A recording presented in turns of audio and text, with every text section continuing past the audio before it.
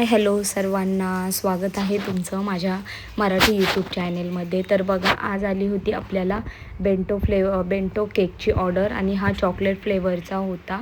मस्त असा बेक करून घेतलेला आहे आपला स्पॉन्ज, आणि वरचा जो छोटासा लेअर असतो ना तो कट करून ठेवला. आणि बेंटो केक हे बघा ह्या बॉक्समध्ये दिला जातो.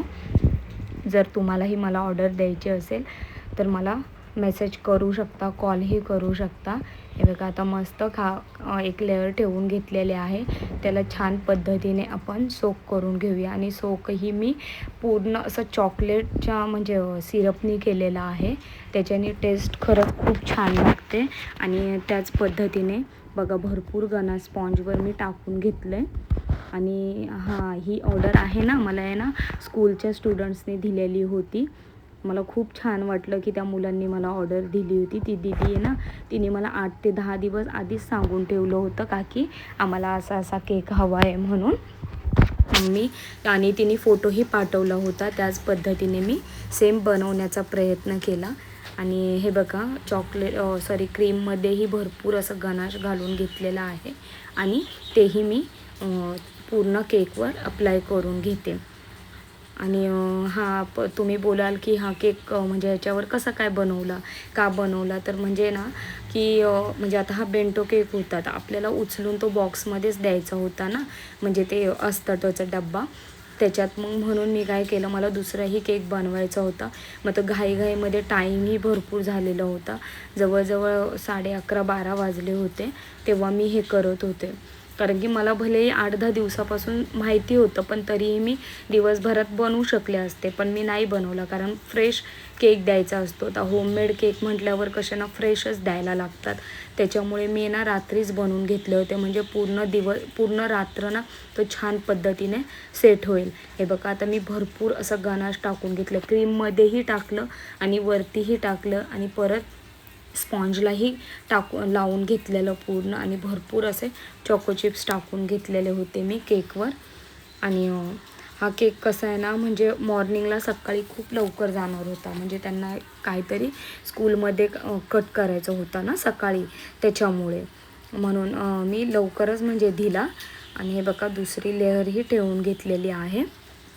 त्यालाही छान पद्धतीने मी सोक केलेलं आहे. याच्यामध्ये मी जराही म्हणजे हे केलेलं नाही, चॉकलेट असं भरभरून वापरलेलं आहे. म्हणजे ॲक्च्युली मी सगळ्याच केकला भरभरून वापरते, पण एवढंच की ना काही जणांना वाटत असेल आमचा व्हिडिओ नाही, पण मला कसं ना नाही जमत चॉकलेट केक असल्यावर. आता कसं ना रेग्युलर ते झालेले आहेत की मी कशी बनवते, काय बनवते, ते तर तुम्हालाही माहिती झालेलं आहे मी कशी बनवते. मग काही केकचे व्हिडिओ बनतात, काही नाही बनत, पण बनवण्याची पद्धत सगळ्यांची सेमच असते. आता चॉकलेट केक मी जो हा बेंटो केक दाखवलेला आहे ना, त्याच पद्धतीने मी जेवढेही माझे चॉकलेट फ्लेवरचे ऑर्डर येतात ना, मी ह्याच पद्धतीने बनवते. स्पॉन्जलाही भरपूर गनाश टाकून घेते.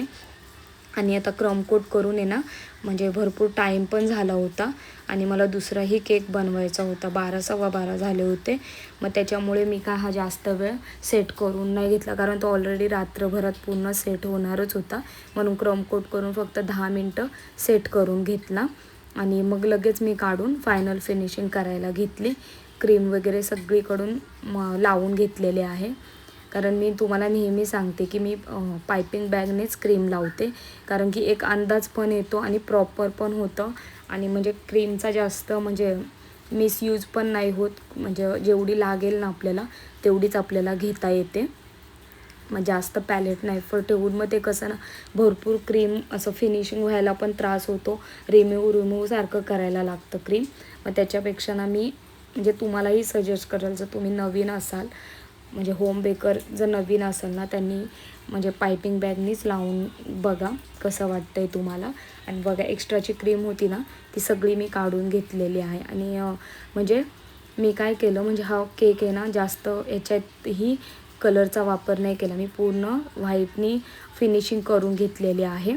आणि जसा त्या दीदीने मला फोटो पाठवलेला ना त्याच पद्धतीने मी बनवायचा प्रयत्न केलेला आहे. फक्त वरतून हे बघा असं लावून घेतलेले आहे क्रीम. आणि जर तुम्हालाही मला ऑर्डर द्यायची असेल तर स्क्रीनवर नंबर दिसतो आहे, त्याच्यावर मला तुम्ही कॉल करू शकता, मेसेज करू शकता आणि तुमची ऑर्डर मला देऊ शकता. हे बघा आता मस्त क्रीम लावून घेतलेली आहे, तिलाही मस्त प्लेन करून घेतलं आहे, फिनिशिंग करून घेतलं आहे.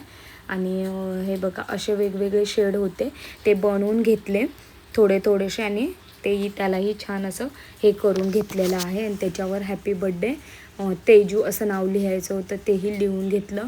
पण आता कसं ना कॅमेरा वगैरे पकडायला कोण नव्हतं, टाईमही भरपूर झाला होता, पण मला एवढं जमलं नाही हे करायला, म्हणून मी जेवढं होईल तेवढं सिम्पल तुमच्यासोबत शेअर करते. आणि हा केक कसा ना म्हणजे एक प्लेटवर बनवला होता आपण, कारण तो नंतर आपल्याला काढून घेऊन तो बॉक्समध्येच ठेवायचा होता ना, म्हणून मी घाईघाईमध्ये ना छोटा होता म्हणून मी त्याच्यावरच बनवला. हे बघा असा आपला लुक दिसतो. आणि याच्यावर स्प्रिंकल टाकून घेतले, व्हाईट कलरचे होते ना ते.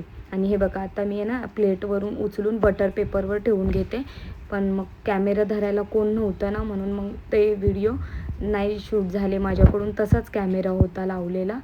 मग त्या बटर पेपरवर ठेवून घेऊन आणि मग तो बॉक्समध्ये ठेवून घेतलेला आहे मी. हे बघा, आणि खूप छान वाटत होता, भारी दिसत होता केक. आणि तुम्हाला जर मला बेंटो केकची ऑर्डर द्यायची असेल तर देऊ शकता. चला तर मग बाय.